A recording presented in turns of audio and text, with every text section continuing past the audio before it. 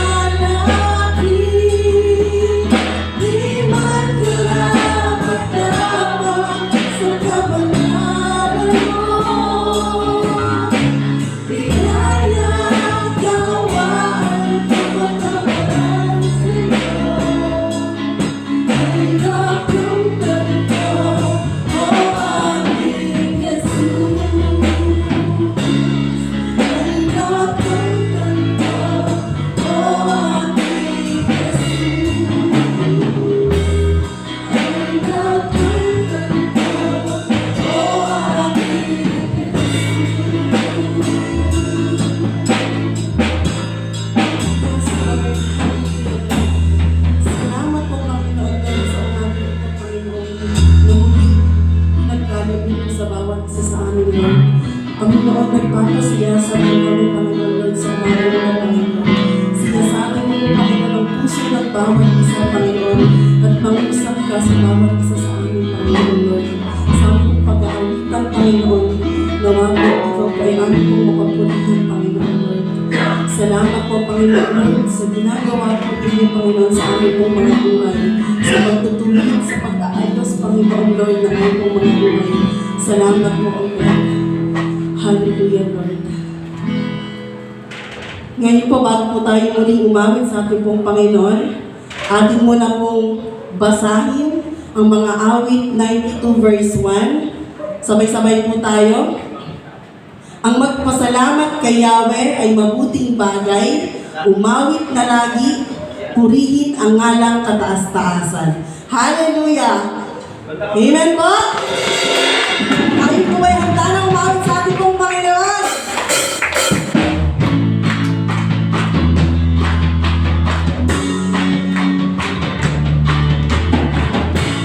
Kapatid, ikaw ay narito para umawit tayo.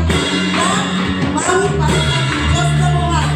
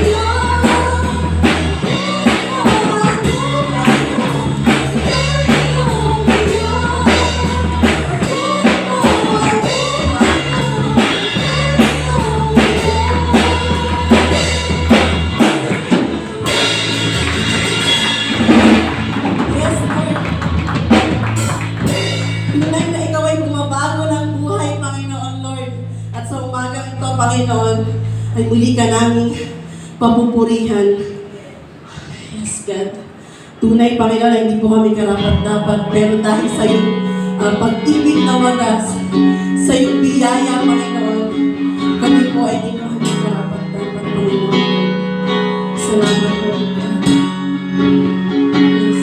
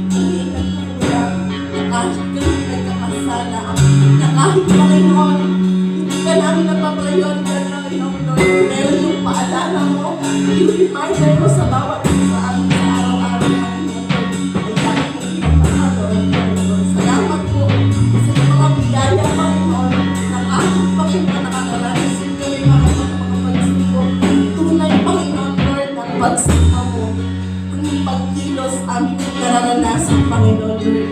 Sapagkat ang mga anak mong tumatawag sa iyo, Panginoon Lord, na hindi pong inaabot ano man ang sitwasyon, ano man ang pinagdadaanan, Panginoon Lord, ano man, Panginoon, kung wala kang bagay na hindi mo kaya ibibigay para sa iyong mga anak. Iyak ka lang, tulad ko'y mamahalin, ngunit pag-inawakas ang iyong hatid. Iyak ka lang, tulad ko'y mamahalin, ngunit pag-inawakas ang iyong hatid.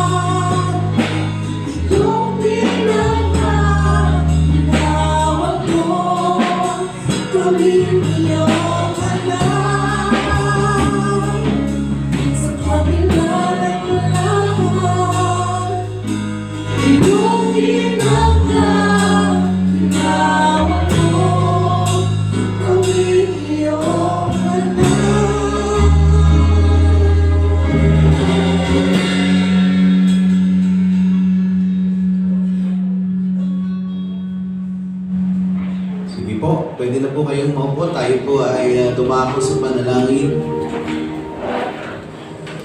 O Diyos, sa umaga po ito, salamat po sa iyong biyaya. Salamat po sa iyong pag-ibig. Kaya po ng aming inawit, hindi kami karapat-dapat. Pero sa kabila ng lahat, ay iyong tinanggap. Ang iyong dakilang pag-ibig ay amin pong naranasan. Sa umaga po ito, Diyos, patuloy ka namin sasambahin sa pamamagitan ng Lord, aming pagpapasalamat sa umaga po ito.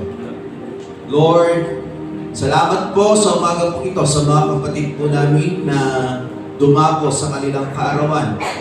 Lord, kami po ay nakikigalak po sa kanila at salamat sa panibagong taon ng kanilang buhay. Dumadalangin po ako, Diyos, na muli ang iyong biyaya, ang iyong pagsama, ang iyong pagsubaybay ay muli po nilang maranasan na sa kanilang buhay patuloy kang mahayag. Patuloy na ang iyong kapangyarihan ay gumawa, Panginoon, patungo sa paglago at paglalim sa pananampalataya. Lord, sa umaga po ito, maraming salamat din po. Kung meron man po sa aming mga kapatid na nagdaos ng kanilang pong anibersaryo ng kasal, patuloy mo pong pagpalain ang kanilang pagsasama. Sa kabila ng mga pagsubok, sa kabila ng mga hamon ng buhay, ay patuloy, Lord, ipagkaloob mo po ang katatagan po sa kanila. Lalo pang lumalim ang kanilang pag-ibig. Ikaw ang maging sentro ng kanilang pagsasama. Pagpalain mo po ang kanilang buhay. Pagpalain mo po, Lord, ang kanilang pag-ibig sa isa't isa. Lalo pang maging matatag. Lalo pang mas maging malalim, O Diyos. At Lord, dalangin ko po, gawin mo po silang huwaran sa mga tao na nakapaligid po sa kanila makita yung tunay mong pag-ibig na naghahari sa kanilang puso. Lord, sa umaga po ito,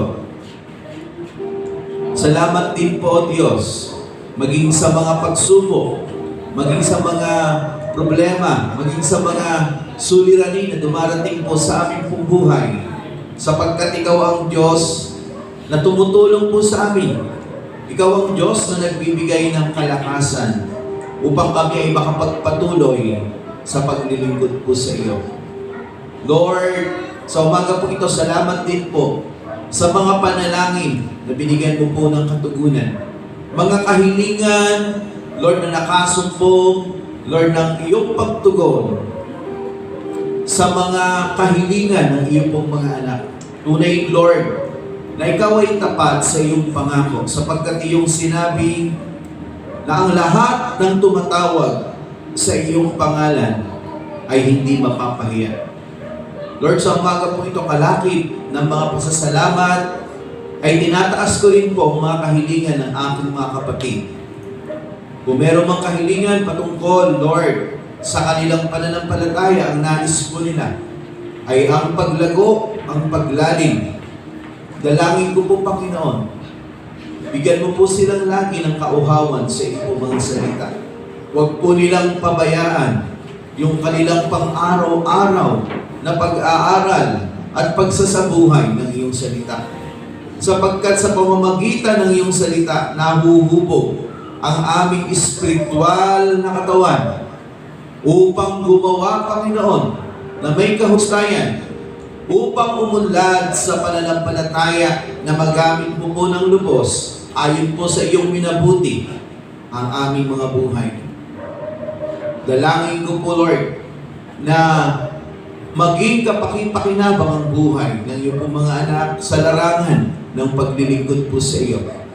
Maging buhay po namin dahil ito ang angkop at dito kami nilikha na ikaw ay parangalan at papurihan, paglingkuran habang buhay, Lord, sapagkat ikaw ang Diyos na dapat sundin, dapat paglingkuran, dapat pagpugayan, dapat papurihan. Sa umaga po ito, kung meron pong kahilingan, O Diyos, sa mga pangangailangan ng aking mga kapatid, dumadalangin po ako na ang iyong biyaya ay dumaloy po sa kanila. At Lord, dalangin ko po ang pagsunod ayon po sa iyong pamantayan na may kinalaman sa iyong pagpapala ang kanilang gawin sa kanilang buhay. Sapagkat meron kang pamantayan na itinala sa iyong mga salita na dapat po naming sundin sa buhay. At ito po ay may kaakibat na pagpapala ayon po sa iyong mga pangako, sa iyong mga salita. Turuan mo po ng bawat isa ay sundin ng buong puso upang ang biyaya mo, Panginoon, gaya ng iyong pinangako, ay dumaloy ng sagana, Lord, sa buong buhay po nila. Mapunan ang anumang mga pangangailangan. At dalangin ko po, Lord, lalo pa silang maging mapagbigay, maging bukas palad, Panginoon, sa mga pangangailangan ng iyong iglesia. Sapagkat, Lord, nilagay mo po kami rito upang maging bahagi, upang maging katuwang ano man yung bagay na mayroon po kami. Ito po ay dapat magamit para po sa karangalan ng iyong pangalan, para po sa iyong kapurihan. Sa umaga po ito, kung meron mang kahilingan patungkol sa mga suliranin, kung meron mang mga bagay, Panginoon, na problema, pagsubok, mga pinagdadaanan na aking mga kapatid, dinadalangin ko po, Diyos, palakasin mo po sila. Kupkupin mo po sila na ang iyong pagsama, ang iyong pagkalinga at kaaliwan ay patuloy nilang maranasan. Nadalangin ko po, Lord, panghawakan po nila ang iyong mga pangako. Upang, Lord, mula sa iyong mga salita, ay makamtan nila ang kalakasan upang makapagpatuloy na may sigasig at may sigla sa paglilingkod po sa iyo. Dumadalangin po ako, Lord, na hubugin mo po ng lubos ang kanilang buhay. na maging isang buhay na patotoo sa mundong ito na aming ginagalawan. So umaga po ito, kung meron man kahilingan patungkol sa pag-iingat, dinadalangin ko po, ingatan mo po ang lahat ng mga taong dinadalangin ng aking mga kapatid, may kinalaman o Diyos sa pag-iingat mo. Kupkupin mo po ang mga taong ito. Kalingain mo po ang mga taong ito.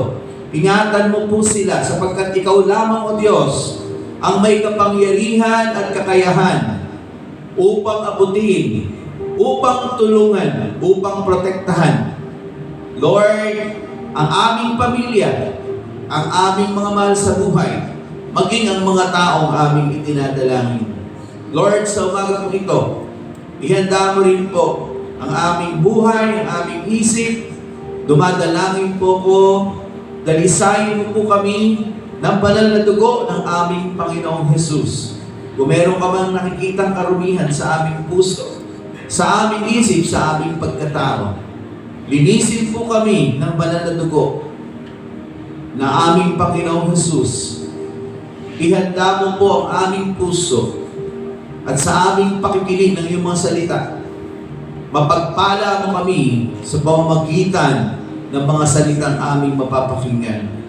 Ang banal na Espiritu ay aming pong inaanyayahan na pumagitna po sa amin upang sa aming pag-aaral, ang kapangyarihan ng banal na Espiritu ay mangusap sa puso't isip ng bawat isa. Itanim sa pinakamatabang bahagi ng aming puso at isabuhay ang mga katotohanan nagmumula sa iyong mga salita. Marami pong salamat o Diyos sa umaga po ito. Purihin ang iyong pong dakilang pangalan, binabalik po namin sa iyo ang lahat ng karangalan, kapangyarihan at kapurihan sa pangalan ng aming Panginoong Yesus. Amen. Amen.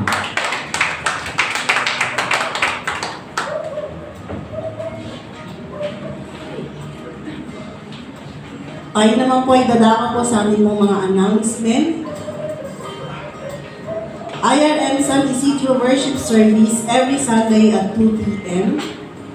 LCC meeting po after nito ng Sunday service, March 3 after Sunday service. Midweek service and prayer meeting March 7 at 7 p.m. Speaker po natin ang inyong pong lingkod. Worship leader, Sister Jocelyn Barbon. Usher, Sister Cristita Barza. Testimony, Sister Katrina Pioquinto. Sunday service, March 10, 9:30 a.m. Speaker po natin, Sister Cristita Barza. Worship leader, Brother Renan Losada. Tithes and offering encouragement, Brother Ray Losada. Usher po natin, Brother Michael Mendoza. Flower sponsor, Pialago Family. IRM Ministries Montalban, Aita Community Mission. To be announced po ang schedule po nito. Kasi meron pong mga gawain na inuuna lang po muna.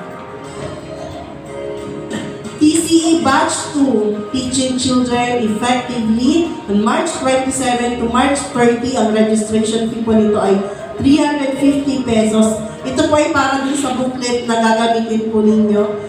Then, open po ito to all kapisanan. For those who are interested to join, kindly approach our CE Head, Pastora Mayla Castro. Para naman po ay makatuwang namin po kayo sa pagtuturo sa mga bata po. At marami po tayong maabot na mga bata po. Sa atin naman pong 32nd anniversary on March 10, 2024. Sunday po ito at 2 p.m. Ito po ay gagawin sa SJDM Sports Complex, Miluyan, San Jose del Monte, Bulacan. Thank you po for the flower sponsor po natin ngayong umaga sa Pioquinto family. So, ating pong palakpakan sa panginoon.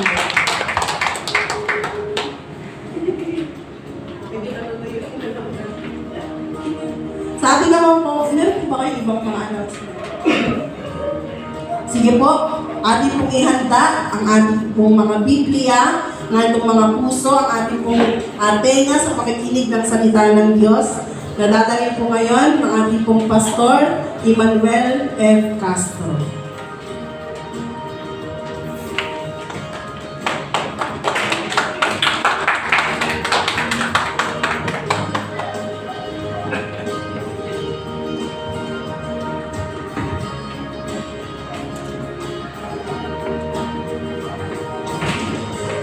Okay, good morning po sa atin. Ayan, so salamat po. Tayo po ay narito. So, yung iba pong YM po, wala ano po sa ano po natin.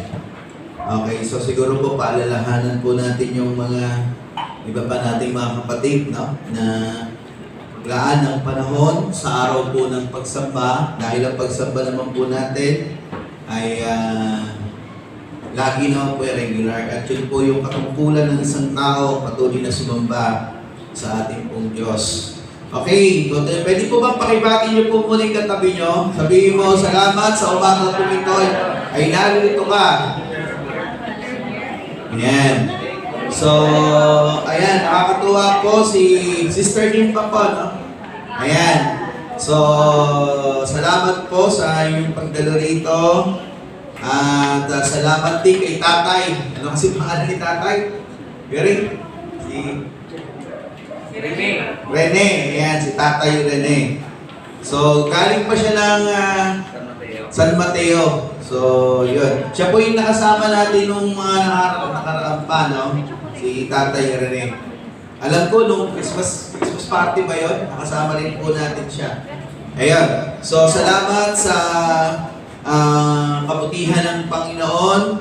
At yan po, no, nalalapit na po yung conference. So, yung conference po sa national, gusto ko lang pong ibalita. Ito po ay gaganapin na sa 6, no? March 6 hanggang 10. So, 4 days po siya. Okay.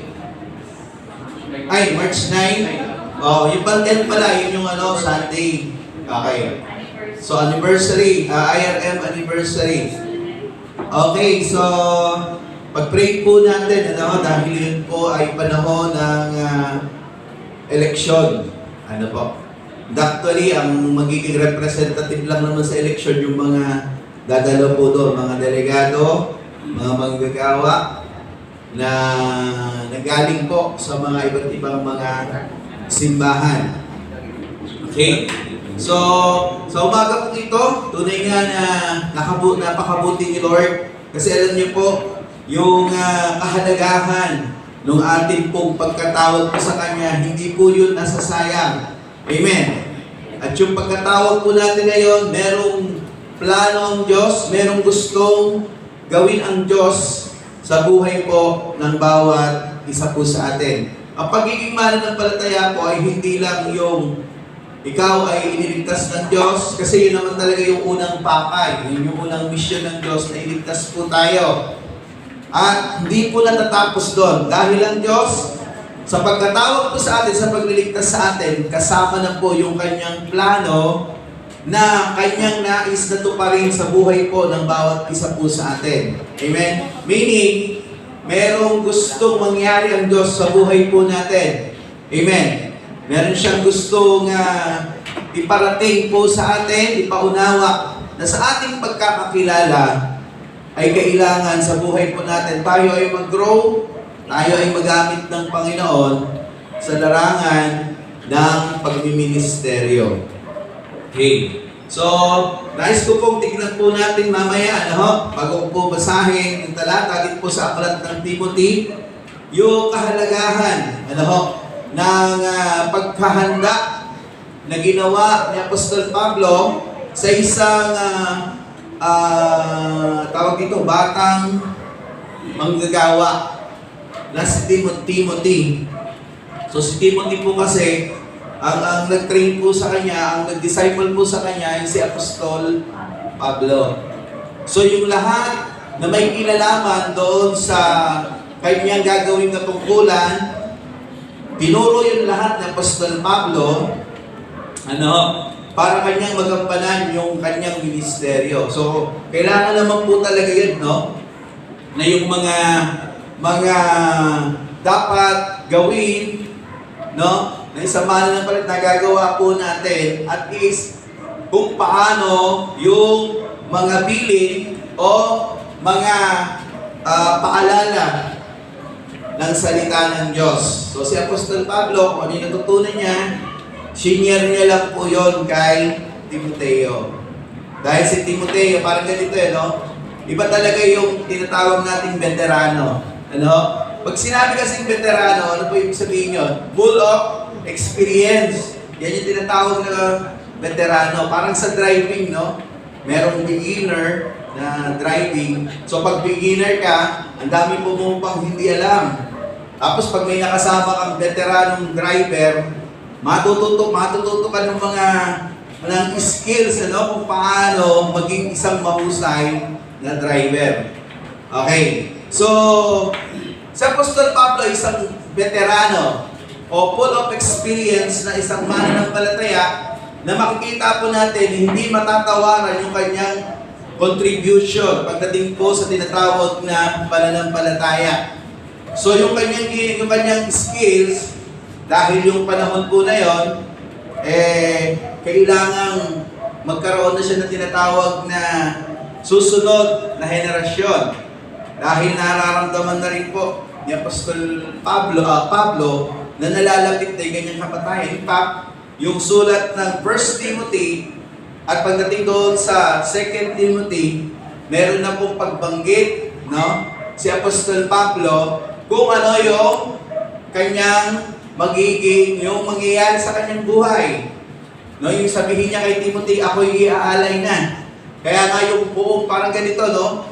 Pag alam mo na kasing andun ka na sa huling yugto ng iyong buhay, talagang ibibigay mo na yung best mo eh.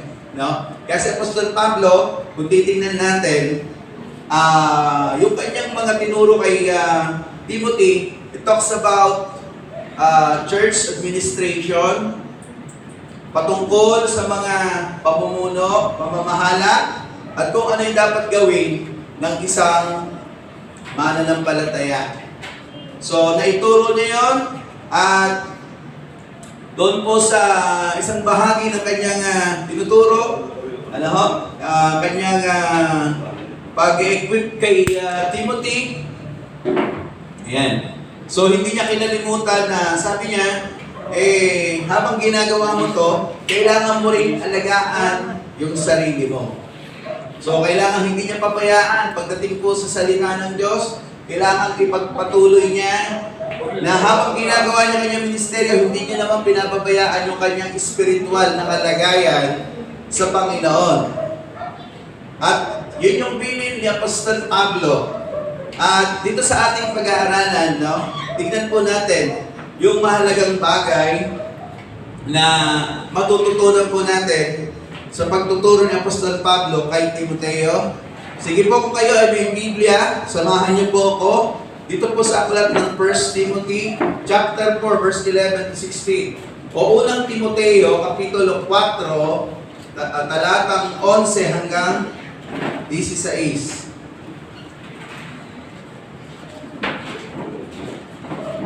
Okay, kung inyo pong nakita na, ay aking pong babasahin at tingnan nyo po dyan sa inyong mga Biblia, dito po sa wikang Tagalog, babasahin ko po ang verse 11 to 16 ng chapter 4 sa 1 Timothy o unang Timoteo. Sabi niya po rito, ituro mo't ipatupad ang lahat ng ito, huwag mong bigyang daan na hamakin ka ni numan dahil sa iyong kabataan, sa halip pagsikapan mo maging huwaran ng mga sumasampalataya sa pananalita, ugali, pag-ibig, pananampalataya at kabanalan. Iukol mo ang iyong panahon sa pagbabasa ng kasulatan sa madla at sa pangangaral at pagtuturo hanggang sa ako'y dumating. Huwag mong pababayaan ang ipinagkaloob sa iyo ng Espiritu Santo ayon sa inihula ng ipatol sa iyo ng matatanda sa iglesia ang kanilang kamay. Isagawa mo ang mga ito at lubos mong italaga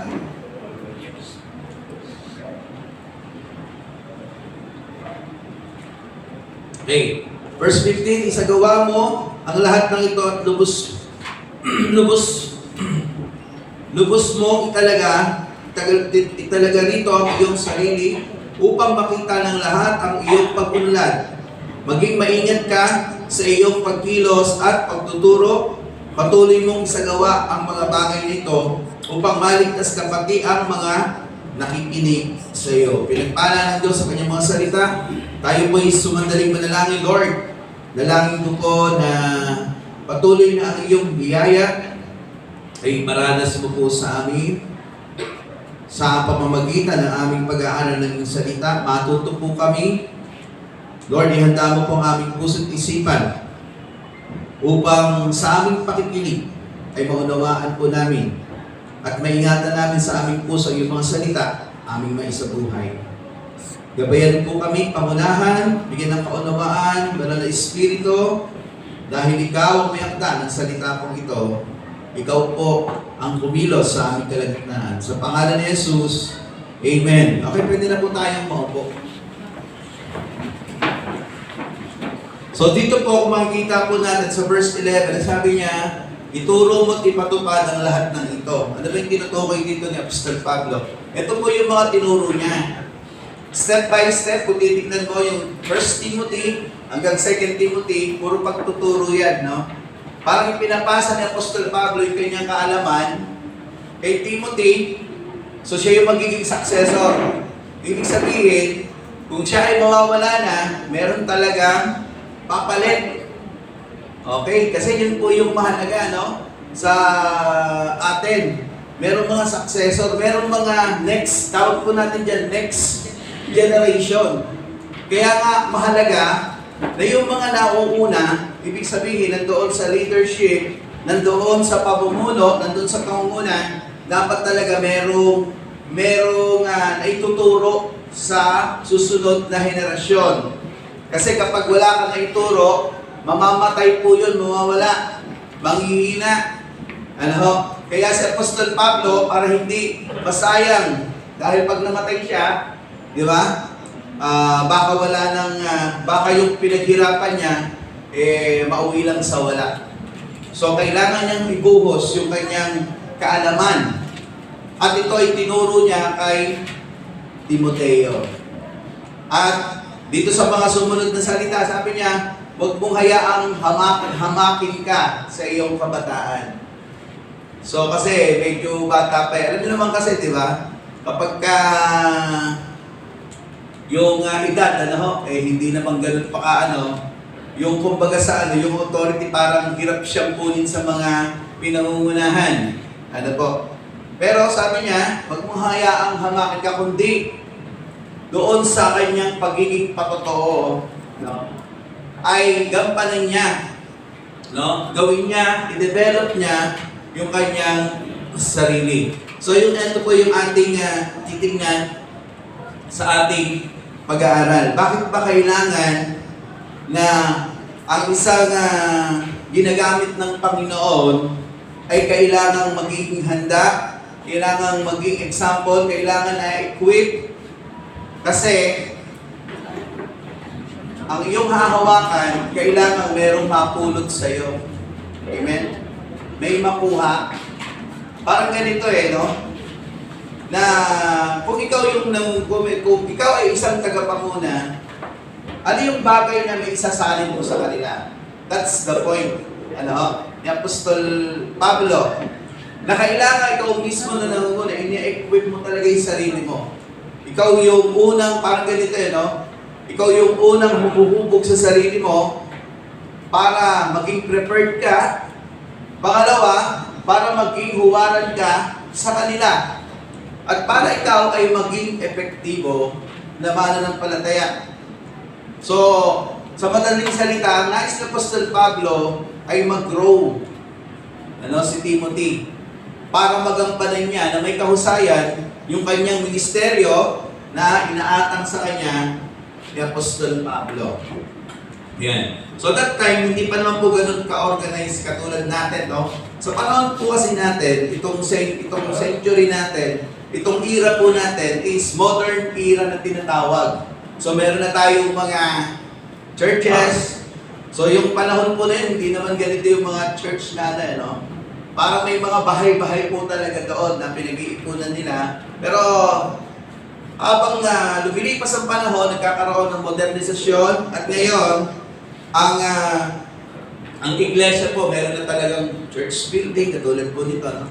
Na ating na kalipunan ng mga mananampalataya. Kaya nga po sa atin, meron tayong management, merong leadership, na tayong gagampanan.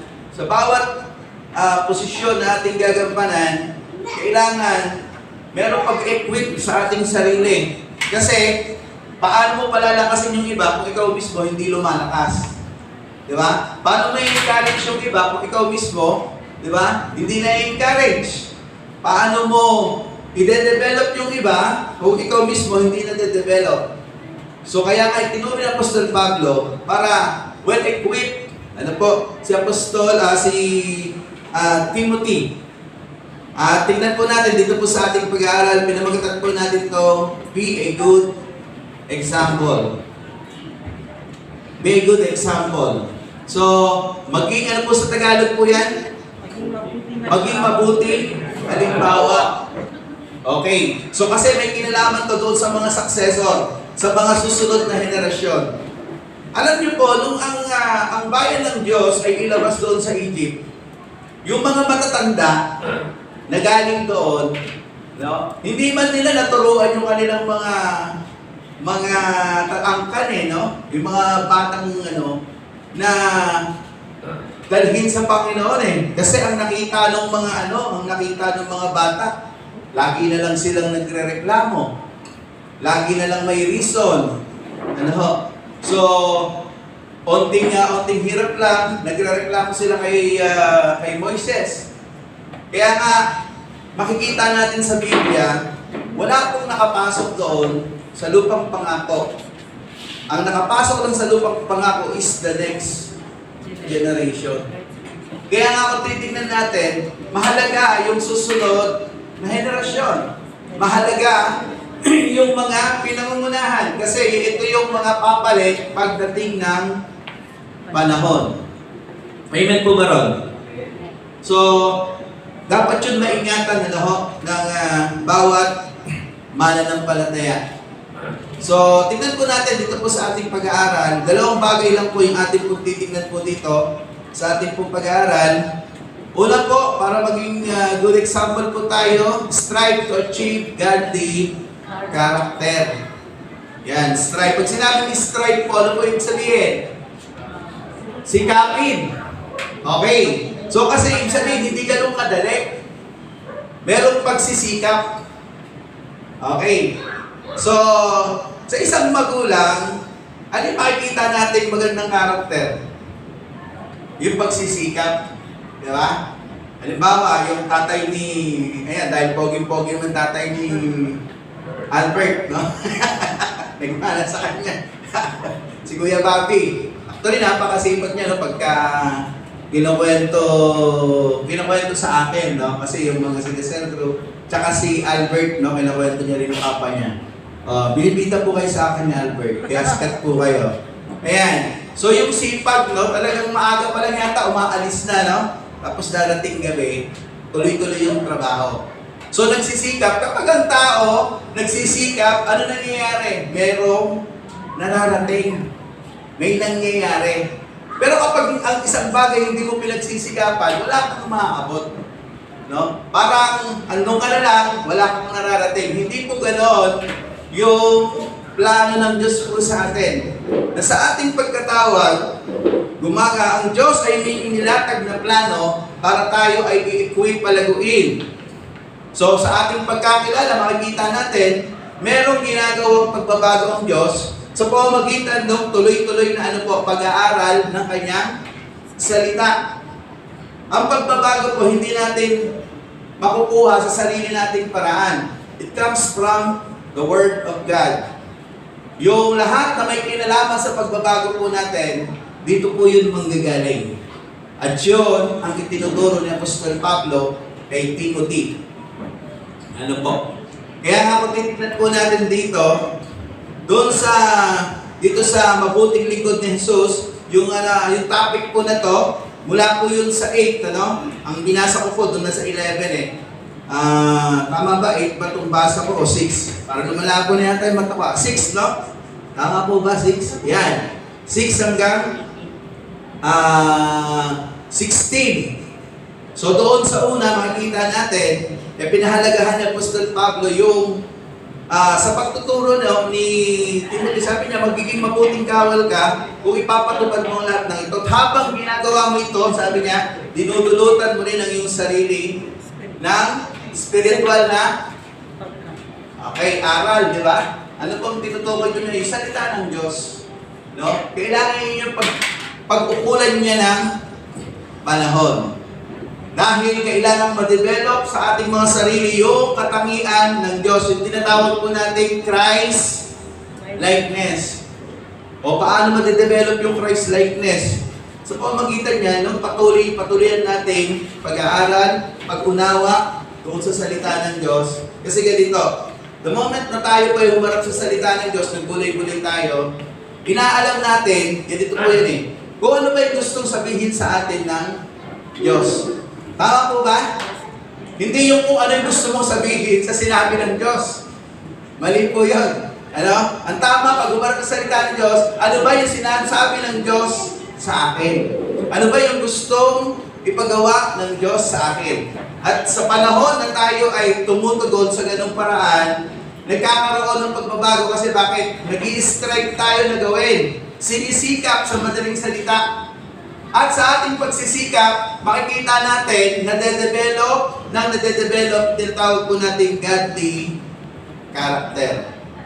So sabi niya po rito, be an example to the believers. Ayan. So kailangan maging halimbawa tayo sa mga mananampalataya. So dapat, kung meron tayo may ipapasa, unang dapat natin may ipasa kasipagan eh. Tama po ba? Okay. Nakita niyo na ba yung mga apostol? Sa mga apostol, meron po bang naging sa kanila? Pabanding-banding lang? Hindi. Di ba? Nung sila ay naghiwa-hiwalay, talagang puspusan. Ano yung kanilang ginawang pagpapakalat o paghahayag ng salita ng Diyos sa iba't ibang lugar. At particularly sa Apostol Pablo, no? Ay isang magandang halimbawa po dito. Yung kanyang missionary journey, no? Kapag siya ay nagta-travel, pinupuntahan niya talaga yung mga lugar. Ano po? Dala-dala niya yung salita ng Diyos. So yung kasipagan, mahalaga po yun. No? Na kailangan maging masipag tayo, hindi lang po yun, no? Yung ating pag-develop sa ating sarili. Dahil kailangan may equip po tayo. Amen. So, lahat po pinagsisikapan. Wala pong instant.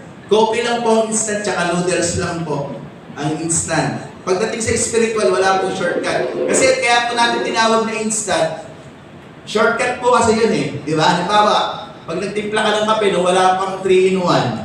Di ba?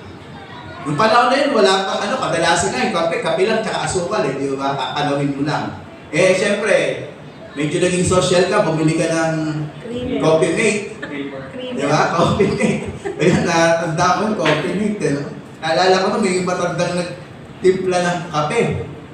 Akala, ay hindi, ano pala, magtitimpla siya ng gatas, akala niya gatas yung Coffee Mate. So, ang dami niya po kinala. So ininom niya, nagtayo siya. Akala niya kasi magkakulay naman ito. Pagkakulay. Okay, kunyari social ka, siyempre, may pera ka, merong Coffee Mate o kaya gatas. No? So, yan, kakanawin mo. Actually, wala pang 3-in-1, pero na-invent yung 3-in-1 para ano? Para hindi nang, bubuhos mo na lang, haluin mo na lang. Di ba? Tapos sa noodles, ganun din. Di ba? Papainit ka lang ng tubig, lagay mo lang yung noodles, buhos mo na yung meron ka ng instant noodles. Pero pagdating po sa personal growth ng isang mananampalataya, wala pong instant. Galing po tayo sa pagiging infant. Hindi po instant. Infant. Pag sinabing infant, bata. At sa pagiging bata, habang ikaw ay nagpapatuloy na nag-nurture ng salita ng Diyos, ano po ang nangyayari? Okay, parang ganito, imagine niyo na lang, yung bata, hindi mo pa dedein, ano kaya mangyayari? Puro kape pinapadede mo sa bata. Okay, so hindi lang siya ihina, magiging malnourished. Kasi bakit? Kailangan kasi ng bata yung gatas. Yung nutrients ng gatas na nagpapalago, nagpapasigla, nagpapalakas, nagde-develop ng kanyang immune system, ng kanyang buong katawan. Kaya nga tignan niyo eh. Di ba? Meron naman kayong batang nakitang paglabas na pahingin kanin tsaka ulam. Di ba? Yun, matatakot kayo din, paglabas na anak, humingi ng kanin tsaka ulam. Ang mahirap to, humingi pa ng Red Horse. Okay, so normally, makikita natin, yun talaga yung process, no?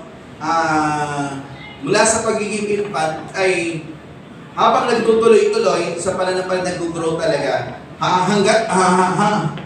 habang siya ay nagpapatuloy doon sa ginagawa niya, may kinalaman doon sa inutos ng Panginoon. So dito, nais na Apostol Pablo na lalo pang mag-grow. Parang ganito, no? Parang ang laking challenge kay Timothy, yung kanyang gagawin. So siguro na nakaka-overwhelm kung ikaw si Timothy, no? Ang laki-laki pala ng responsibilidad. Yes, no, nung panahon po na yon, talagang malaki responsibilidad. Dahil papalit siya doon sa ginagawa ni Apostol Pablo. So sabi niya nito, be an example to the believers. Ano ba yung mga dapat ma-develop po sa atin? Ang sabi niya dyan, number 1, pakibasa nga. Napabasa niyo po ba? Yes. Okay, pakibasa nga po yung 1. What you teach, our words create impressions that either facilitate or complicate all other communities. Okay, what you teach.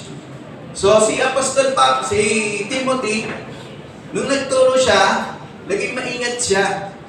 No? Kasi may impression kung ano yung mga binabanggit mo, kung may mali sa tinuturo mo, mag-e-effect yan doon sa mga tao. Alam mo?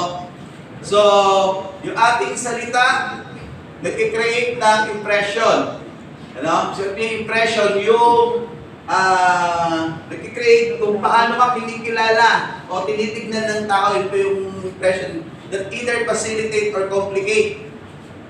Na ibig lang sabihin na nakakatulong ka ba sa kanya o mas nagiging komplikado. Parang ganito, no? Yung nakikita niyo siya, parang nag-iisip siya na parang nagkakaroon niya ng mga tawag dito, yung lalo siyang naguguluhan. Ano ho? Kaya nga, ayan po, no? Mahalaga po yan, no? Yung tinuturo ni Apostol Pablo, lagi niya pinipili kay Timothy, kung ano yung tinuturo ko sa iyo, gagawin mo siya. Isasabuhay mo siya. Kasi bakit? Importante kasi yun, na kapag siya ay nagturo, meron siyang maibibigay sa iba. Kaya yun yung tinutukan ni Apostol Pablo, na huwag makaligtaan ni Timothy. So, yung pagtuturo, napakahalaga, yung word, na kanyang binabanggit. So, siya ay naging maingat dahil yun yung bigay ni Apostol Pablo. Alam niyo, mahalaga po talaga yun, na when we say the word, kailangan sigurado tayo doon sa babanggitin natin, para makatulong doon sa mga makikinig. Pangalawa, ano po yung second? Pakibasa nga po. The way you live, sabi niya. Okay, sige po, pakibasa po ng buo. Our lifestyle as well as our specific behavior must be consistent with the gospel.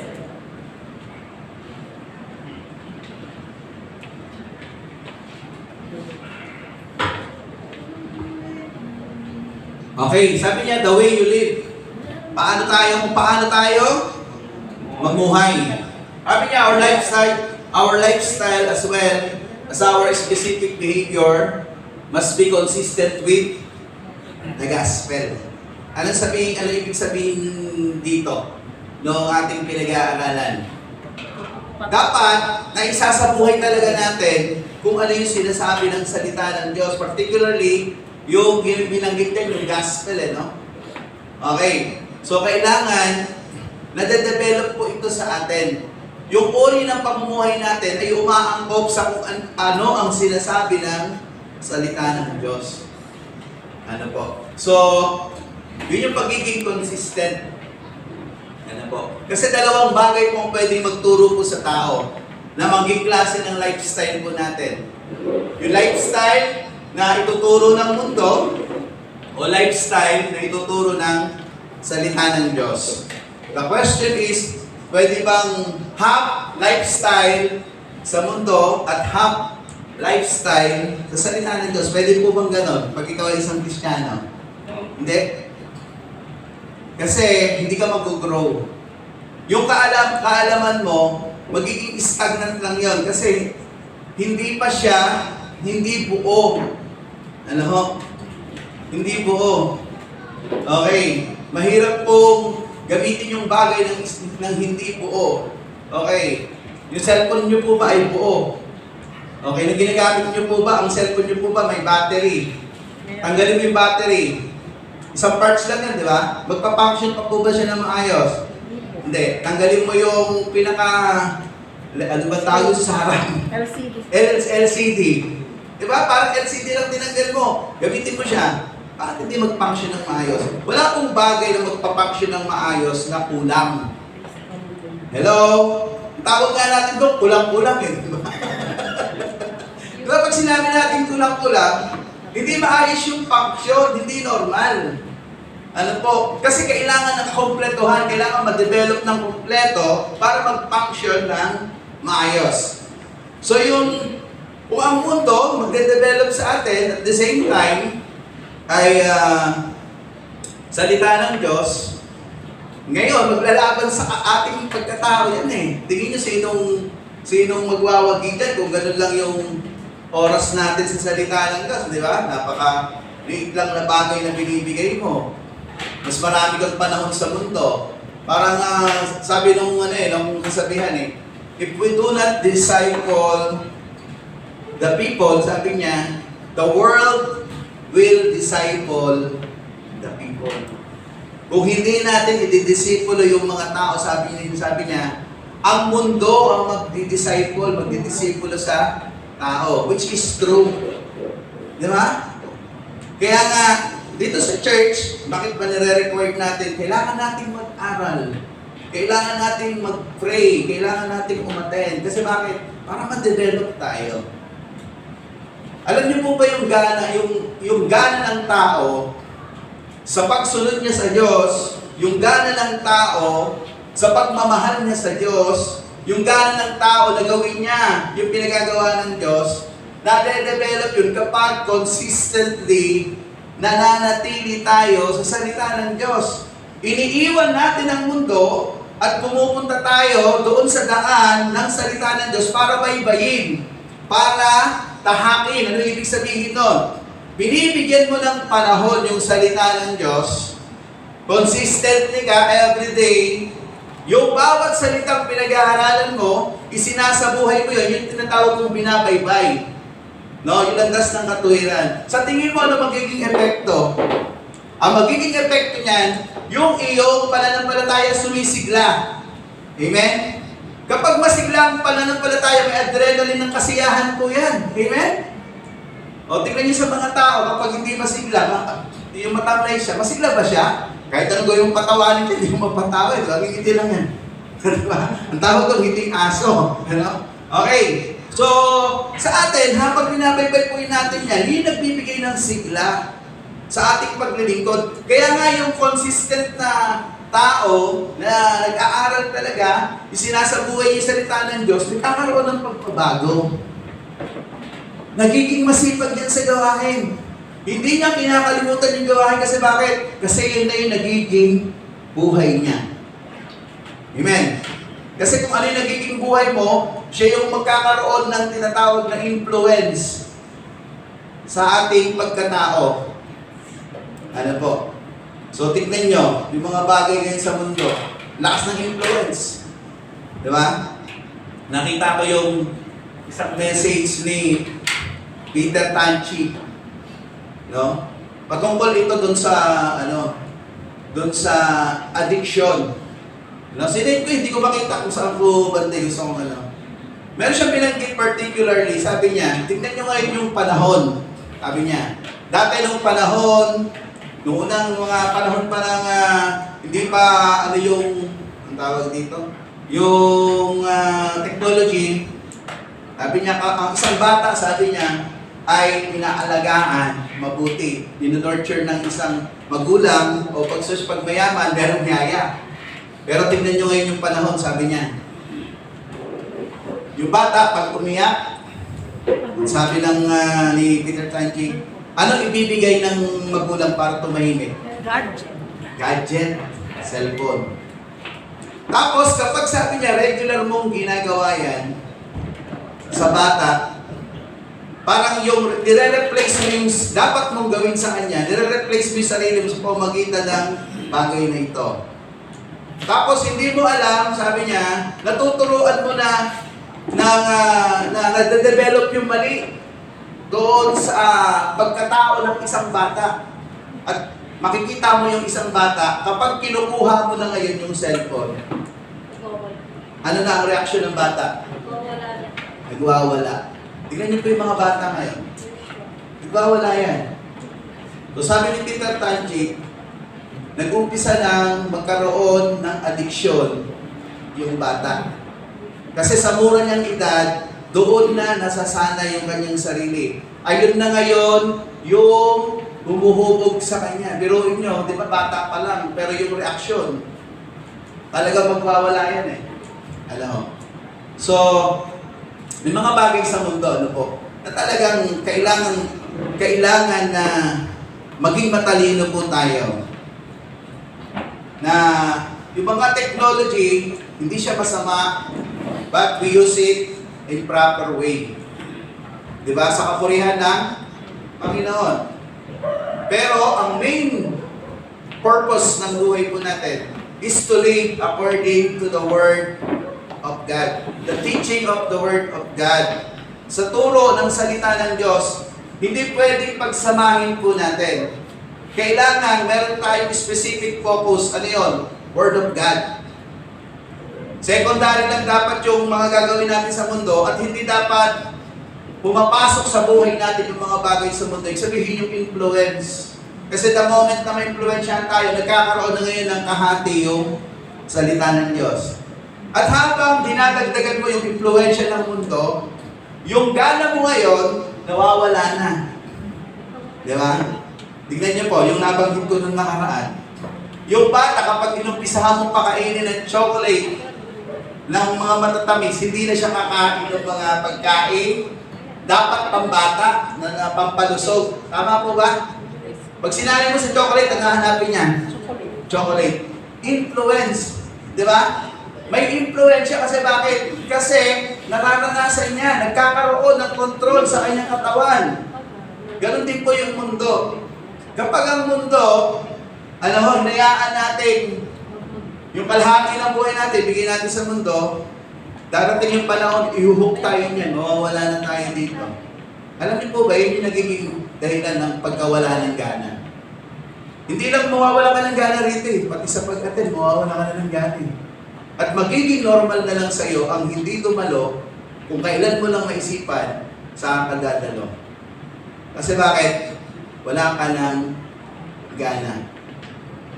Kahit gaano pa kasustansya ang pagkain, kahit gaano pa kasarap ang pagkain, kapag ang isang tao nawalan ng gana, hindi mo kakainin yan. Tignan niyo po yung mga may sakit. Kasi yung kanilang appetite, wala na, di ba?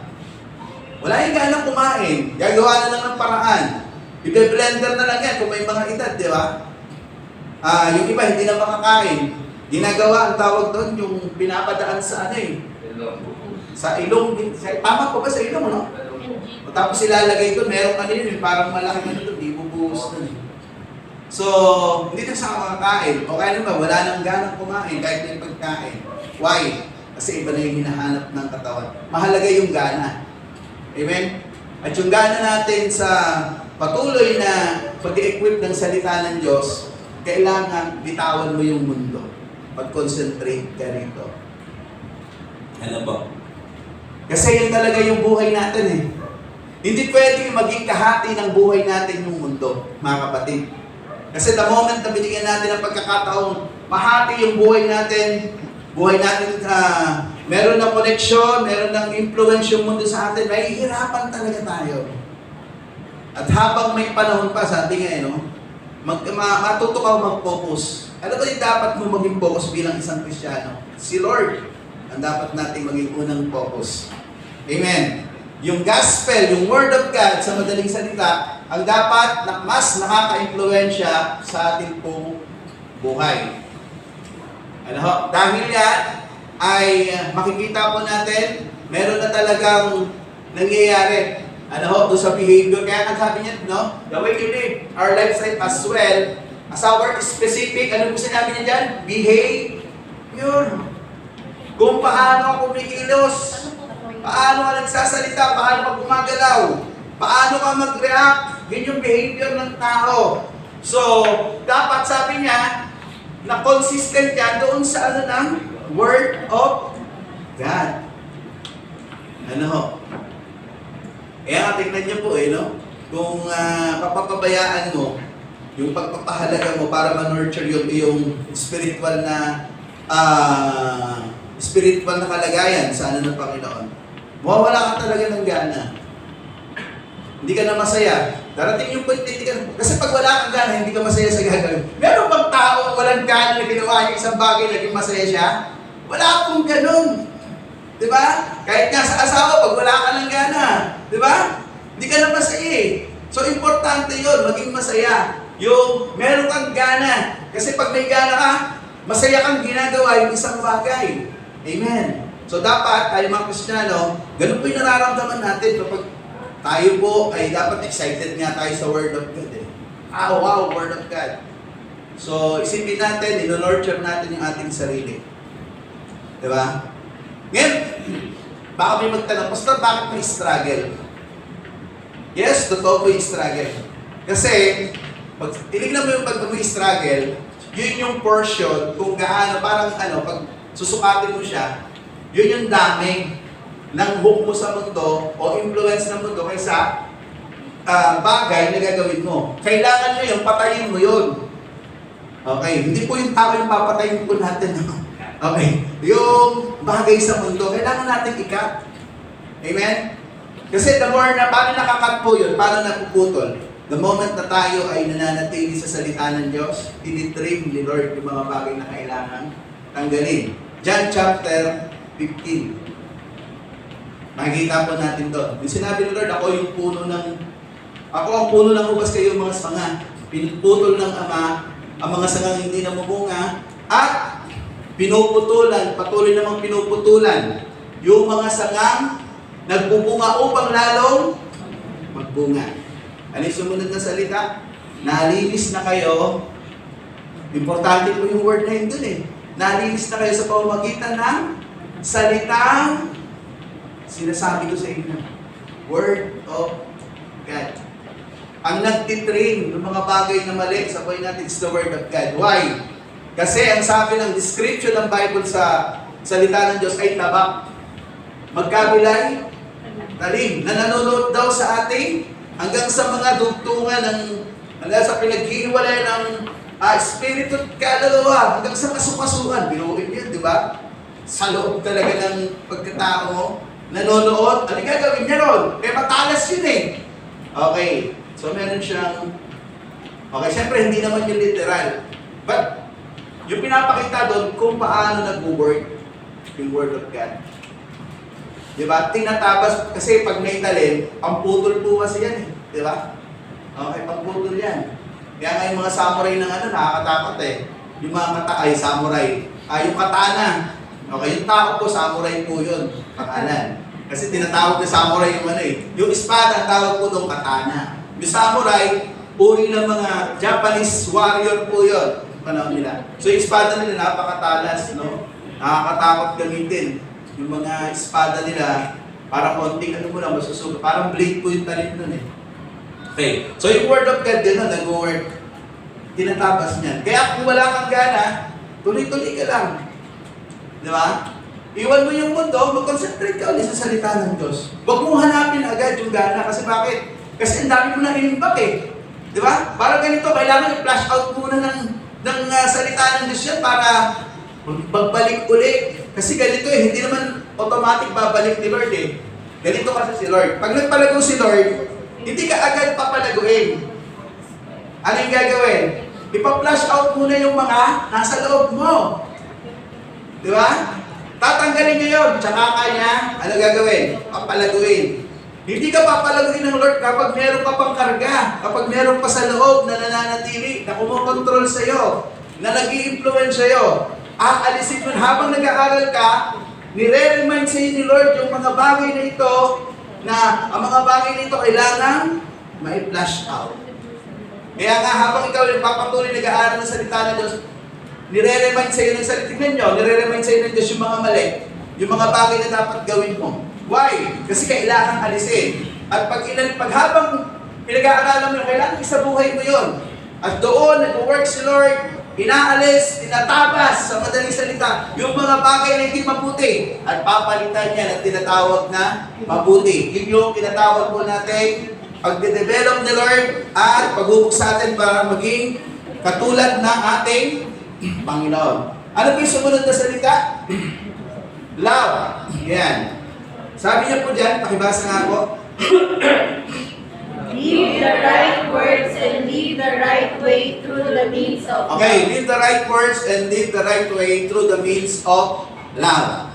Pansinin niyo po, yung binanggit na ano po dyan, 1 Corinthians 13 verse 1 to 7. Actually yung binanggit dyan ni mga bagay na magagawa mo ma-achieve mo without love Di ba? Makapagsalita man ako ng iba't ibang wika, sabi niya, di ba? Datapot, wala naman akong pag-ibig. Wala itong kabuluhan. Di ba? Ang sabi niya, na magkaroon man ako ng pananampalataya na mapalipat ko ang bundok, sabi niya. Biruin niya na. Di ba? Kung wala naman akong pag-ibig, wala itong kabuluhan. Anong tinutukoy doon? Ang pinaka-importante sa buhay ng tao ay yung pag-ibig, which is the character of God na kailangan ma-develop niya po sa atin. Amen. So, sa madaling salita, parang ganito lang intindihin po yan, lahat ng gagawin mo, kailangan nakahook sa ano po ng pag-ibig. Amen? Kung ikaw ay magtuturo, merong pag-ibig. Kung ikaw ay magdidisiplina, merong pag-ibig. Kung ikaw ay tawag dito, magko-correct, merong pag-ibig. Kung ikaw ay mangunguna, merong pag-ibig. Sa lahat ng gagawin mo, merong pag-ibig. Kaya ang hinaharap na natin yung love, di ba? Tayo'y magmahalan. Which is very important. Because, yan po yung karakter ng Diyos na dapat mahubog po sa atin. Amen?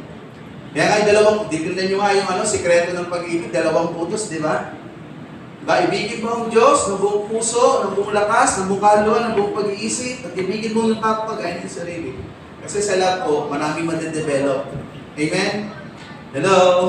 So, importante po yan. Na ginagawa natin sa ating pagsasalita, binili, no? Yung ating words, diba, merong pagmamahal. Yung ating, yung gawin, yung ginagawa, merong pagmamahal. Sa madaling salita, lahat ng ating gagawin ay merong pag-ibig. Ayon po doon sa sinasabi ng 1 Corinthians. Yan po, tinutukoy po dyan. Next po, purity.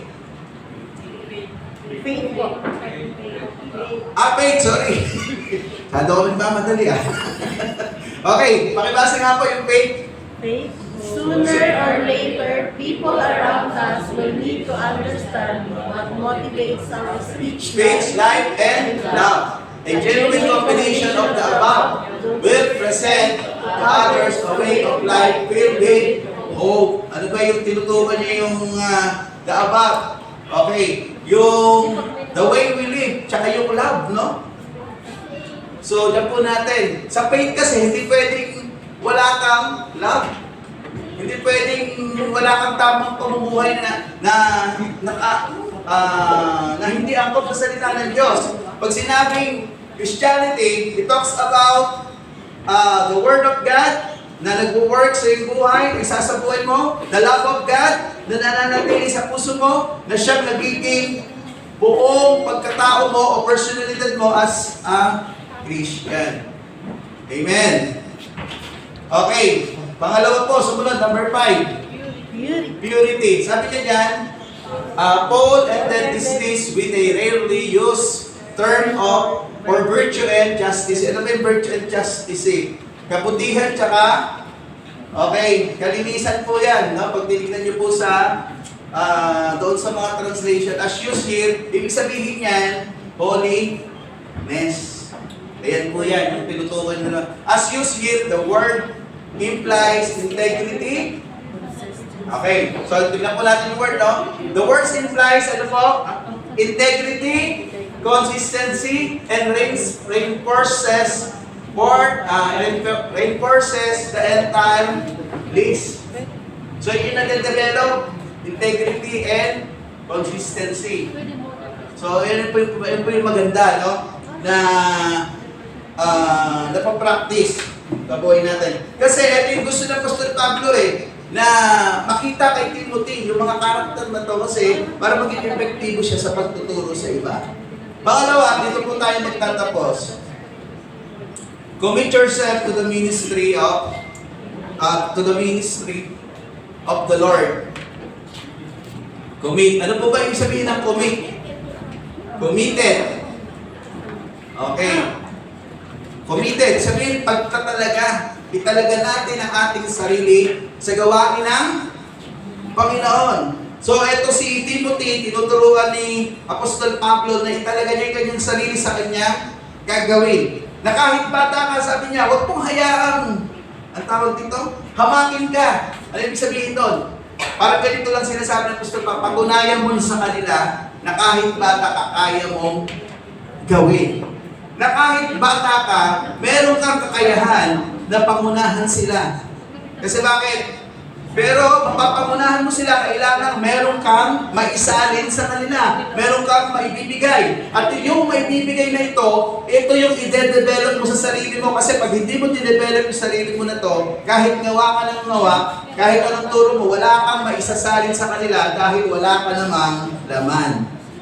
Subukan mo magsalin ng pitchel sa baso na walang laman. O maghapon ka, buti ka ng isang tao, may ilalagay ka pa sa baso. Kahit anong taktak mo dyan. Pero kapag ang pitcher puno, meron kang may sasali. Ganito po yung tinutukoy ni Apostol Pablo. Yung pag-equip na gagawin ni Timothy ay makakatulong sa kanyang pagministeryo. Kasi pagsasalin lang yan. Magiging epektibo pa siya? Yes. Kasi bakit? Una niya, in-equip yung kanyang sarili. Parang ganito, no? Kailangan ko silang salinan, di ba? Kailangan isahog ko yung aking sarili sa kapangyarihan ng Diyos, sa salita ng Diyos, sa mga aral ng Diyos. At mula doon, kung ano yung mga tinuturo nito, kailangan kong sundin para mapuno ako. At sa aking pagkapuno, handa na akong magturo. Kasi kung ano yung meron ka, yun yung may papasa mo. Nahirap po yung ang naipasa mo yung mga bagay sa mundo. Di ba? Minsan ang pinakamadaling maipasa, chismis Di ba? Tignan niyo po. Chismis. Ang dami na sinira ng chismis. Buhay ng tao, pamilya, pagsasama, sa mga artista, sa community, sa loob ng church. Di ba? Hindi naman po bunga ng espiritu yun Di ba? Bunga lang sa sanlibutan yun, yung mga na-adapt sa sanlibutan. Pero kita mo, kung iyon ang naipapasa mo, yung kasi yung laman mo.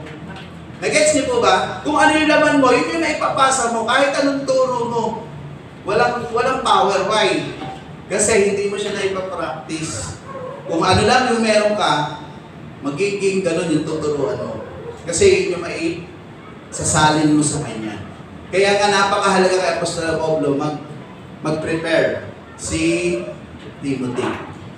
Amen. So, sa ating pagkukumit, sabi niyo rito, development and enhancement. Kailangan may development, may enhancement po sa ating sarili. Ano po yun? Yung mga binanggit po dito sa ating pinag-aaralan. First is, in preaching the Word of God. Okay. Sa pag-preach, pagpapahayag, ang tawag po doon, ano po, ng Word of God. Kailangan ine-equip po natin. Committed po talaga dapat tayo doon. Sabihin, ginagawa natin siya talaga. Paano natin pinipreach yung Word of God? Pag Sunday ba dito, tatayo tayo? Isa lang po yun. Ang tinutukoy po rito, generally, is sharing the gospel of the Lord. Yung mabuting balita. Ito ay trabaho. Ito ay katungkulan ng lahat ng mananampalataya. Ikaw na nakakilala sa Panginoon, dapat mo yan dalhin, dapat mo yan i-preach sa kapwa mo, sa katrabaho mo, ka-eskwela mo, kakwentuhan mo, kabarkada mo. Yan. Kachokaran mo. Yan. Alam niyo ba yung kachokaran? Kachokaran, kakwentuhan po yun. Ayan, kachokaran po tayo. Sino kachokaran mo? Kausap? Ganun po yun. Masyado po ano yun, no? Masyado ng advance. Okay, ano po yung sumunod? In teaching the word of God. Una, preaching. Pinahayag mo, ano yung susunod? Teaching. Pagtuturo, kaya nga merong discipleship. Pagkatapos mo siyang turuan, mapatanggap kay Kristo, tapos na ba? Hindi. Babalikan mo yan, tuturuan mo yan ngayon. I-equip mo siya, i-disciple mo siya. Amen. So dapat committed po tayo dyan. At hindi ka makakapag-commit kung hindi ka develop. Kailangan yung una. Yung una natin pinag-aralan, unahin mo muna yun. Tsaka pumunta sa pangalawa, magagawa mo yun. Hindi pwedeng pangalawa muna, tsaka mo i-develop yung una. Hindi po nangyayari yun. Walang shortcut. Laging merong sistema. Ano ho, pagdating sa salita. Ano yung panghuli? Dito po tayo magtatapos. In practicing spiritual gifts. Amen. So may mga gifts tayo. Madidiscover mo yan habang ginagawa mo to. Ay, meron pala akong gift na ganito, no? O, wag lang yung gift of killing, ano po? Okay. May ibang gift. Yung gift sa pagtuturo. Di ba? Dito po sa atin, may gift na pagtuturo. Ano pa? Gift sa preaching, gift sa pagtuturo. Gift sa pagtatrabaho, pagtulong. Iba't ibang klase po ng gifts, no? Maraming pong klase po ng gifts. At ang isang tao, isang Kristiyano, isasagana kapag tayo po nade-develop. Sino nagkakalaw po nun? Si Lord. Actually, bunga yun kung ginagawa mo. Nagbubunga ka. Kasi bakit? Kasi sinusunod mo ng buong buo yung sinasabi ng Panginoon. Kaya nga po sa salita ng Diyos, mga kapatid, hindi pwedeng 50% lang sundin mo. Wala mangyayari. Ang pagsunod natin sa salita ng Diyos, mga kapatid, 200%. Para sinobran pa ni Pastor. Okay. Yung 100% kasi, di ba? Nababawasan pa eh. Para advance. Okay. 100%. Isang kabuuan. Hindi pwedeng portion. Minsan kasi, di ba, may favorite portion. Ay, gusto ko yan. Alam niyo, favorite portion ng tao sa Bible? Blessing. Alam niyo, ayaw ng portion ng tao? Okay. Commitment. Ano ba? Sacrifice. Alam niyo ba na yung mga bagay na tinatanggihan na yan ng mga Kristiyano? Yan yung pinakamalakas mag-develop sa buhay ng isang Kristiyano. Amen. Di ba? Yung ang mapapait, yun yung matinding sustansya. Di ba? Yung maaasim, yun yung matinding vitamin. Hindi niyo ba napapansin sa prutas? Di ba? Kung sino yung maasim, siya yung mayaman sa vitamin C. Kung sino yung mapait, siya yung mayaman sa sustansya o yung ampalaya. Di ba? Ayaw na ayaw ng mga bata ngayon, ang pala eh. Pero sustansya niya. So dito, wala tayong pipiliin. Ang tawag po doon, selective Christian. Hindi po tayo selective. No? Tayo ay Kristiyano hanggang sumunod sa kalooban ng Panginoon. Amen po ka doon. At kapag ginawa po natin yon, merong mangyayari. Kasi alam niyo po, gusto ng Diyos may mangyayari talaga sa buhay natin. May ipa-develop. Yun yung pakay ng Diyos. Unang-una pinigay sa atin pagmamahal. Minahal tayo. Hindi lang pagmamahal, mahal ko itong anak ko. Kasama sa pagmamahal ng Diyos ay i-equip ka. Gamitin ka ng Panginoon. Ang tanong, bago tayo mag-pray, gusto mo bang gawin ng Diyos sa iyo? Gusto po ba natin gawin ng Diyos po sa buhay natin yun? Kung gusto po natin, tumayo po tayo. Tayo po ay manalangin. Let us pray. Lord, kami po ay nagpapasalamat sa buhay ni Apostol Pablo at ni Timoteo na nakita po namin halimbawa na kung saan, Lord, gaya ni Apostol Pablo na tinawag mo at nasanay sa larangan ng pagministeryo, naging veterano, ang kanyang successor, ang kanyang disciple na si Timothy, Lord, isinasalin niya yung kaalaman, yung experience na natutunan niya upang siya ay maging epektibo. Ganun din po sa amin, Lord. Nag-aaral kami ngayon ng mga salita sa iyong banal na kasulatan, may kinalaman sa pag-equip, pag-develop. May kinalaman sa pagiging good example. Lord, nais mo pong mangyari po ito. Nais mo pong gawin ito sa aming buhay. Nais mo pong baguhin yung aming pong buhay. Tulungan mo po, Lord, ang bawat isa po sa amin. Kung ang buhay namin, Panginoon, maraming bahagi nito nasa mundo, Lord, Ikaw yung tumulong po sa amin na alisin po namin yung aming buhay sa sa pagkakatali sa mga bagay sa mundo. At dalhin po namin, O Diyos, ang aming buhay. Ilagay lamang po namin, lamang namin ang aming buong buhay sa iyong pong salita, sa iyong kontrol, sa iyong presensya, sa iyong paghahari po sa aming pong buhay. Tulungan mo kami, Panginoon, na maibalik, Panginoon, yung patuloy na kasipagan sa iyong biyaya, Panginoon. Magkaroon kami, Lord, ng focus. Magkaroon kami ng concentration, Panginoon, na unahin. Ikaw yung maging pangunahin, Panginoon, sa aming sinusunod. At nagiging buhay po namin araw-araw ang iyong mga salita. Na siyang buhay po namin. Na siyang bumabago sa aming buhay. Na siyang umuhubog ng godly character na kailangan po namin. Mga katangiang katulad ng katangian mo, ang nais mo po ma-develop po sa amin. Lord, gawin mo po kaming handa. At bigyan mo po kami ng pusong nagnanasa. Dahil mula doon sa aming pusong nagnanasa, ang sabi mo po, O Diyos, Ikaw din naman na nagbibigay ng kakayahan at pagnanasa na maisagawa mo yung kalooban. Tulungan mo po kami na i-desire po namin ito sa aming pong puso. Bigyan po namin ng panahon ng focus sa aming pong buhay. Salamat po, Diyos, sa iyong mga salita. Itanim mo po ito sa pinakamatabang bahagi ng aming puso. At lumago kami sa mga salita mo po ito. Sa pangalan ng aming Panginoon Jesus, ang lahat ng anak ng Diyos ay magsabi ng Amen. Amen. Sige po, dadako na po tayo sa ating pong pag-aalaala sa hirap at sakit ng Panginoon.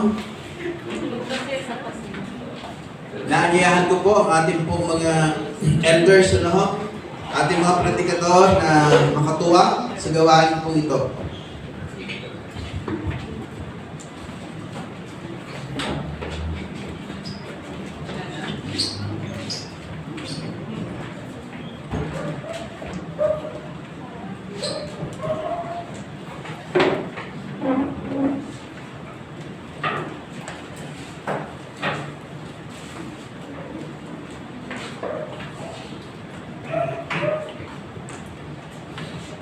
Sige po mga kapatid, tayo po lahat ay magsitayo.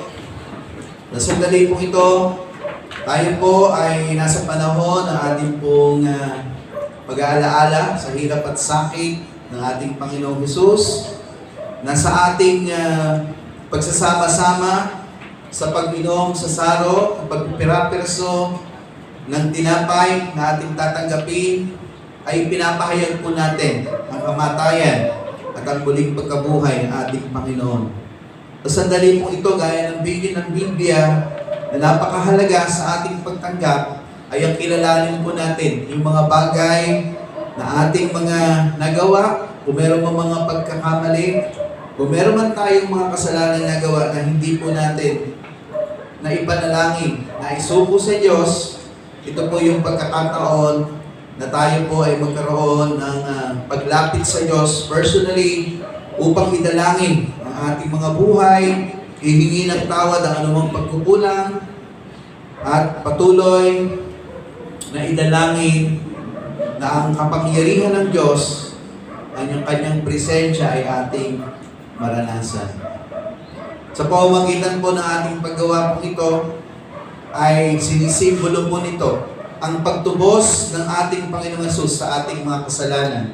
Na ang inumin ay sumisimbolo sa kanyang dugo na nabuhos dun sa Kalbaryo sa ikapagpapatawad ng ating kasalanan at ang tinapay na sumisimbolo sa kanyang katawan na pinahirapan, naghirap, namatay dahil sa ating mga kasalanan. Sa sandali po ito, bago po tayo tumanggap, magkaroon tayo ng panandaliang pagdidili-dili, personal na pananalangin ng ilang minuto upang manalangin sa Diyos at lumapit sa Diyos sa sandali po ito. At pagkatapos po ay pamumunahan tayo ng isa po nating mga kapatid na naririto, ating po mga elders, ang panalangin pangkapulungan. Sige po, tayo po ay tumako sa pananalangin personal.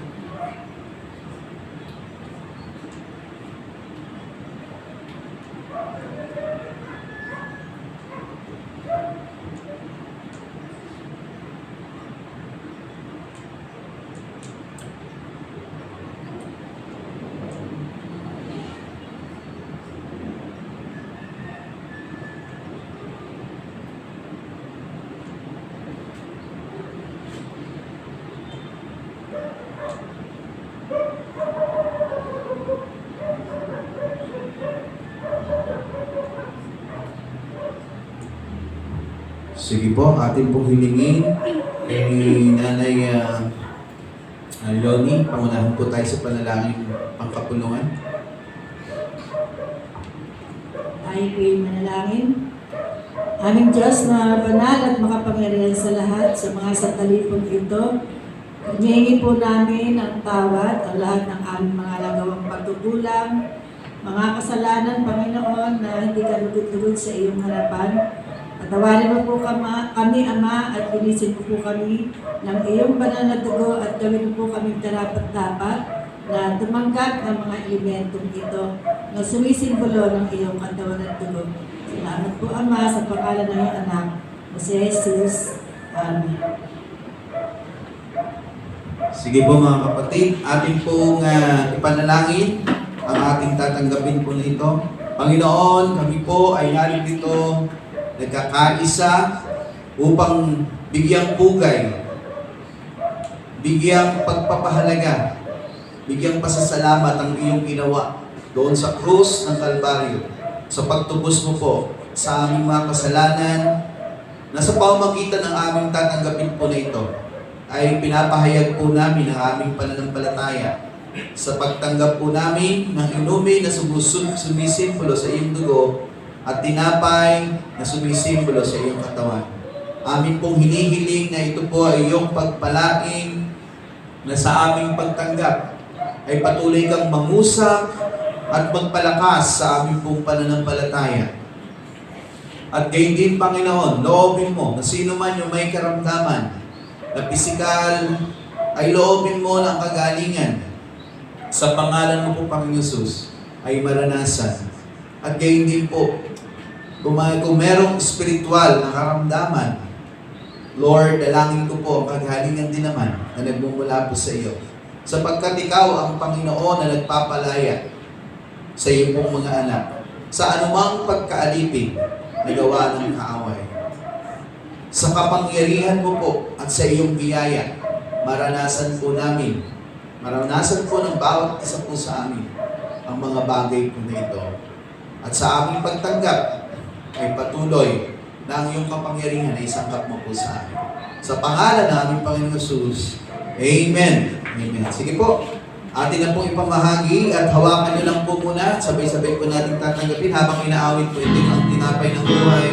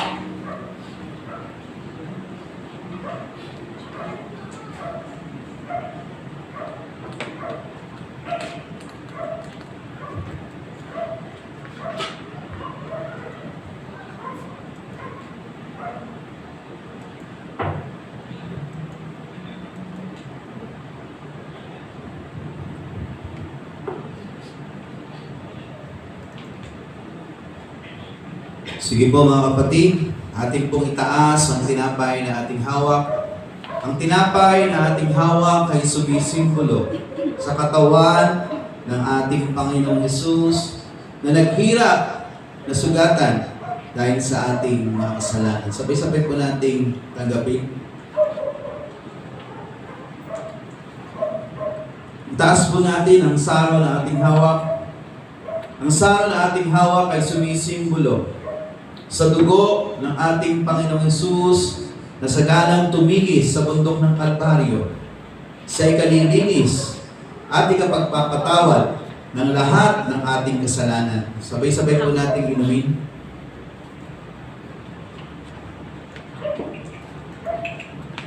Tayo po ay manalangin.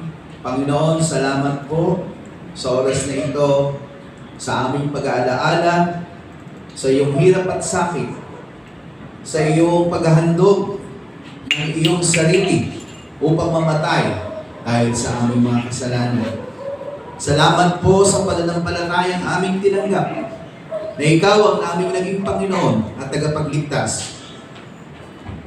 Kami ang iyong katawan at ikaw ang ulo ng Iglesia. Lord, dalangin ko po, palakasin mo po ang aming pananampalataya. Hubugin mo po kami ayon po sa iyong mga plano, ayon po sa iyong naisip. Gamitin mo po ang aming buhay upang magbigay ng kapurihan at kalwalhatian para sa iyo lamang, aming Diyos. Purihin ang iyong pangalan sa pangalan ni Jesus. Amen. Amen.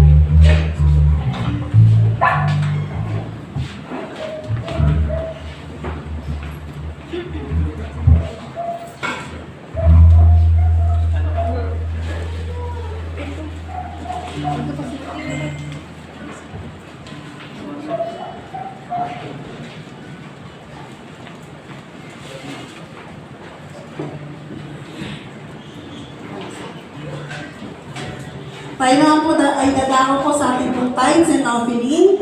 Pinabawal po ang ating pong encouragement po ngayong umaga po si Sir Leonie Santos.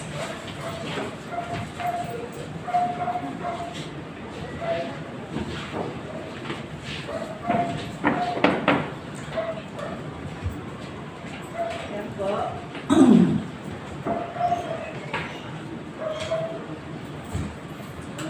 Gandang umaga po sa lahat. Ang ating verse po na pagbabasihan ng ating encouragement ngayong oras na ito ay matatagpuan po sa Levitico 27, chapter 27, verse 30. Sabi po dyan, lahat ng kasampung bahagi maging binhi ng mga pananim. Lahat ng ikasampung bahagi maging binhi o bunga ng pananim ay nakalaan kay Yahweh. Yan po ang sinasabi sa Levitico verse 27, chapter 27, verse 30. Pero itutuloy ko po yung sinasabi pa dyan, lahat ng ikapung tupa o baka, bawat ikasampung hayop ay para kay Yahweh. Hindi iyon dapat siya sa atin kung masama o hindi. Hindi rin maaaring palitan at kung mapalitan man, ang ipinalit at pinalitan ay parehong nakatalaga kay Yahweh, hindi na ito matutupos. Ito ang mga tuntunin na ibinigay ni Yahweh kay Moses sa bundok ng Sinai upang tuparin ng mga Israelita. Bagamat ito po ay bilanggit sa panahon ng Lumang Tipan, ang Biblia po ay ating pinag-aaralan hanggang sa kasalukuyang henerasyon. Kaya ito po ay tumutukoy din para sa ating nasa bagong henerasyon. Dahil nung una po, ang ibinibigay ay mga ikasampung tupa, ikasampung ng halaman, yung bahagi ng halaman na tayo. Pero sa ngayon po, tayo po ay bibigay ng tupa o halaman, kundi nagkagaling po ang ating ikapo sa ating kita, sa ating resources, sa kita ng ating negosyo, o anumang pinanggagalingan ng ating kita. Dahil ang utos po ng Diyos mula kay Moises ay sumasalin po sa lahat ng henerasyon at hanggang sa henerasyon po natin ngayon. So, dyan po nagbabase ang ating pagbibigay ng tiga po sa ating Panginoon. At yan po ay utos ng Diyos, hindi po ng sino man. Ang Diyos po ang nag-utos sa atin na gawin natin ang ikampung bahagi ay ibigay sa Panginoon. Yun lang po sa lahat. Atin naman po tinatawagan natin pong usher ngayong umaga, Sister Judith.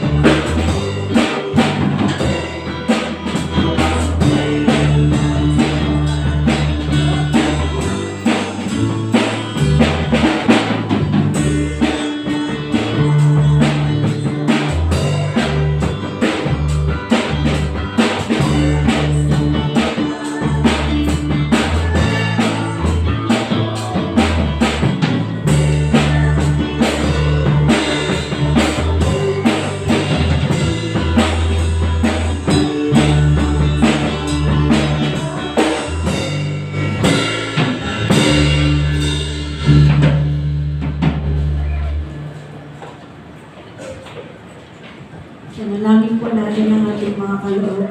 Panginoon, maraming salamat po sa mga kaloob na ito ng iyong mga anak. Pagpalain mo po ito at basbasan. Sana po, nawa po ito ay magamit sa mga gastusin at pangangailangan ng iyong iglesia. Ikaw na po ang bahalang magbalik ng siksik, bibig at maapaw na biyaya sa kanila. Patuloy mo po kami bigyan ng kalakasan upang patuloy po kami makapaglingkod sa iyo. Ito po ang aming dalangin sa pangalan ni Jesus. Amen. Tayo naman po ay dadako sa 5 piso mula sa puso.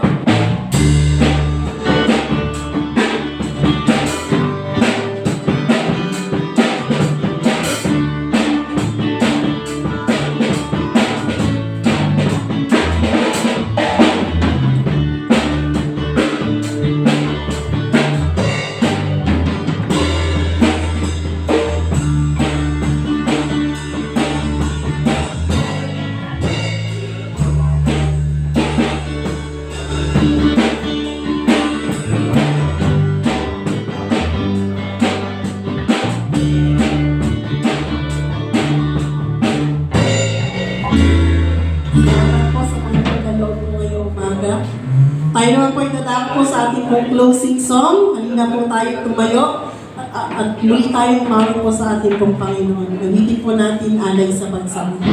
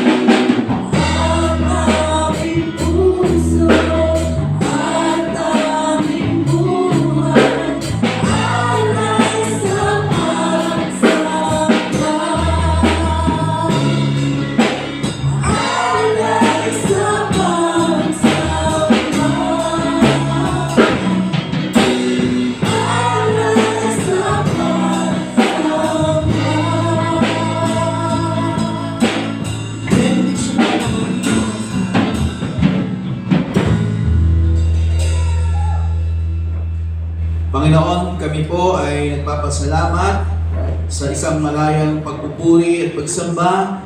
Salamat sa iyong mga salita na patuloy na nagpapaunawa po sa amin kung gaano kahalaga ang patuloy, Lord, na paglago sa aming pananampalataya upang maging isang mabuting halimbawa. Panginoon, bilang mga mananampalataya, masumpungan mo kami, O Diyos, na patuloy na sa salita mo lamang po nabubuhay. Mahalin namin ang iyong salita. Isabuhay po namin ang iyong mga salita na nagdudulot ng pagbabago sa aming mga buhay. Samantalang aming sinusunod, ikaw ang Diyos na humuhubog sa aming mga karakter, sa aming mga personalidad, sa aming pagkatao, upang hubugin ayon sa wangis ng aming Panginoon. Lord, dalangin ko po ang iyong pag-iingat, ang iyong gabay, dalangin ko po ang iyong pagpapala sa buhay ng aking mga kapatid. Ingatan mo po ang bawat isa. Patnubayan mo po sa lahat ng aming gagawin. Ikaw ay patuloy na maitaas at dalangin ko po, Lord, ang kalusugan, kalakasan, pagkaloob mo po sa amin.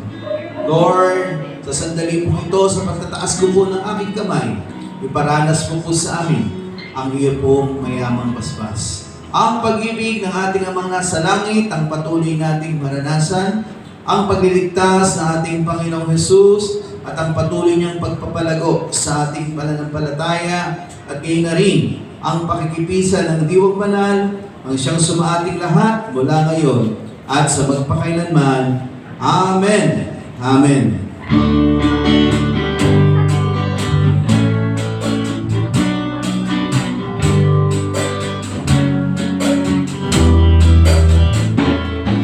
The Lord bless you and keep you. The Lord make His face shine upon you and give you peace, and give you peace, and give you peace forever.